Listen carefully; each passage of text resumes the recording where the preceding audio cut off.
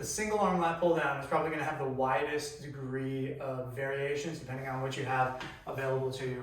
So let's start with, you're at a commercial gym and they've got a cable machine. This isn't every single gym, this is a piece of cake. So we've got two options. The first option is to organize yourself into a half kneeling position, and this is going to basically create a loading pattern that doesn't deload on my lats.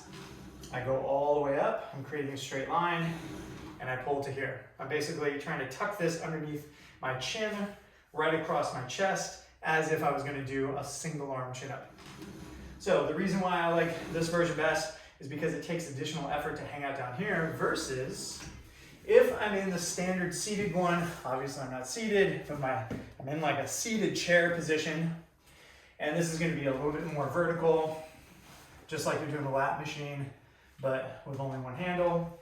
And this technically is gonna deload just a little bit because everything is stacked on top of one another. So I get a bit of relief because I can kind of hang out on top of myself to keep that weight from moving up, versus here, I don't have that luxury. My lat has got to do all the work. So you get a tiny more stimulation in the lat. Both are totally fine, don't get me wrong. Those are gonna be your primary variations if you're at a commercial gym.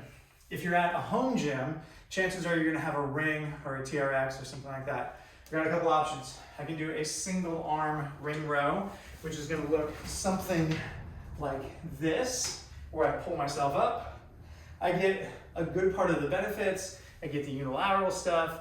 I can play with some different mechanics depending on what the height is. I could pull myself up like so and do like a quasi single arm chin up, supposing this height was different.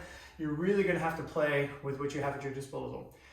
The form is pretty simple, no matter what. I'm trying to get long one way or another, depending on the setup. That might be slightly in front of you, that's totally fine. And I'm trying to pull to here on one side.